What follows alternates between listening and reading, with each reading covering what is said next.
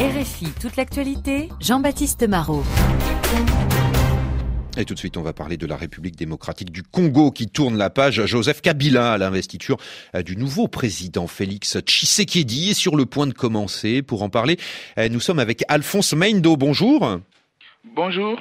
Vous êtes professeur de sciences politiques à l'université de Kisangani en République démocratique du Congo. Vous êtes également chercheur associé au Centre d'études des mondes africains, le CEMAF. Alors Alphonse Maindo, l'événement du jour est historique. C'est la première fois de son histoire que le Congo assiste à une alternance pacifique.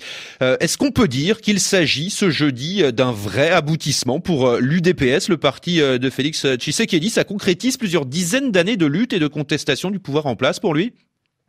Bon, à mon avis, on pourrait peut-être l'imaginer si on se place du point de vue de l'UDPS, mais si on se place du point de vue historique, on prend un peu de recul, on pourrait dire que c'est pas un aboutissement. Au contraire, c'est un début de centre en affaires, parce que là, l'UDPS c'est véritablement coupé d'une bonne partie de la population congolaise avec son leader. Donc on est là dans une espèce de rupture avec ce que l'UDPS a toujours incarné, le combat pour la légalité, le combat pour les valeurs et tout ça. Donc je pense que on pourrait moins parler d'une véritable rupture, d'une avancée.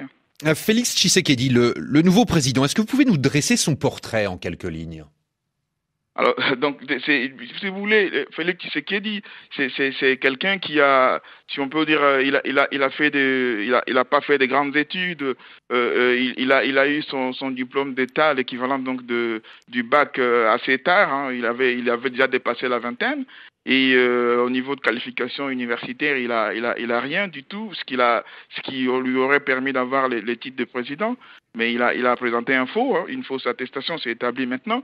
Donc on voit bien, et cet homme, il a pas vraiment exercé de travail en termes d'expérience qui pourrait lui permettre d'avoir des aptitudes nécessaires pour gérer. Bon, espérons qu'il va s'entourer de gens qui soient capables de l'aider à faire ce travail. Mais je doute fort du fait qu'il est un peu prisonnier des accords arrangements particuliers qui l'ont amené à cette position. Alors, on va en parler précisément, Alphonse Maindo, puisque les législatives ont été remportées par le FCC, la plateforme électorale de Joseph Kabila, avec 337 sièges sur 500 au Parlement.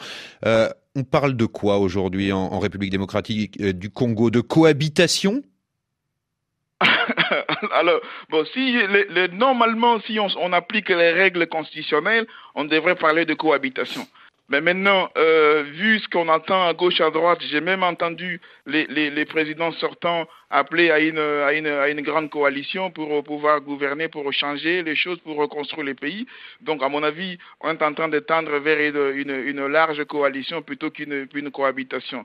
Et on apprend aussi ça et là que le nouveau président serait en train, avec son organisation, d'essayer de débaucher une partie des gens de FCC, et qui serait même en train d'obtenir probablement possiblement une majorité qui lui permettrait de gouverner. Ne l'oublions pas, il y a aussi beaucoup de fissures au sein des FCC.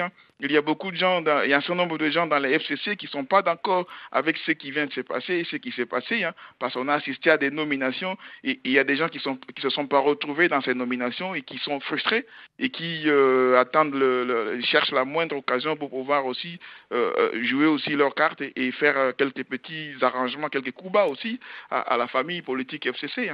Alphonse Maindo, dans certaines provinces du pays, on a largement voté pour Martin Fayulu, l'autre candidat de l'opposition. On y sent même parfois déjà quelques tensions ethniques entre les communautés. Est-ce que ça vous inquiète ? Alors, bon, je pense ça devrait être très inquiétant de voir qu'il y a une partie de la population qui s'est plutôt, si vous voulez, réjouie de ce qui s'est passé comme forfaiture, au détriment de l'espoir que tous les gens ont placé dans ce processus. Mais de part et d'autre, on a des radicaux qui mettent toute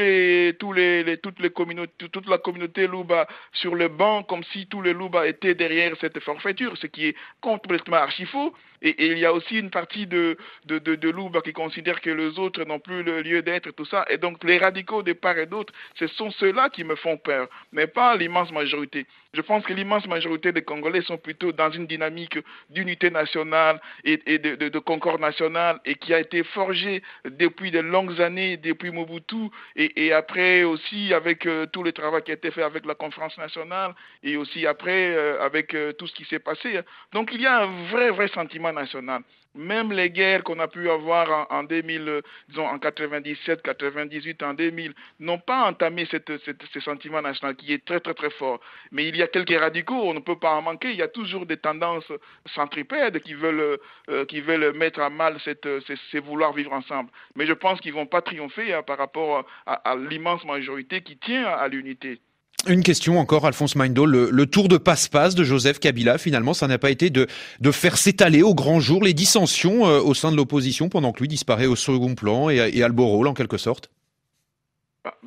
Non, en fait, je pense que il n'a pas pu mettre à nu. Les dissensions étaient connues bien avant. C'est pas lui qui les a mis à nu. Il a simplement donné une nouvelle dimension à ça, puisqu'on sait que depuis longtemps, l'opposition a toujours été de cette manière-là. Il y a beaucoup de gens qui sont dans l'opposition, non pas par conviction, par valeur, mais ils y sont pour pouvoir se positionner, pour pouvoir avoir des postes, avoir de l'argent et accéder au gâteau national. Et donc, c'est ce qui fait qu'il y a toujours eu si vous voulez, de trahison, on peut appeler ça comme ça, ou de conciliabule. Regardez, par exemple, si vous prenez que le cas de l'UDPS, en ces dernières années, on a eu combien de premiers ministres qui sont venus de l'UDPS? On a eu Sami Badibanga, on a eu Bruno Tshibala, et là on vient d'avoir peut-être les coups de chapeau du FCC et de Kabila, c'est d'avoir pris cette fois-ci la tête même de l'UDPS. Voilà, c'est peut-être ça. Merci beaucoup, Alphonse Maindo. On restera là-dessus. Merci beaucoup d'avoir répondu à nos questions à la mi-journée sur RFI.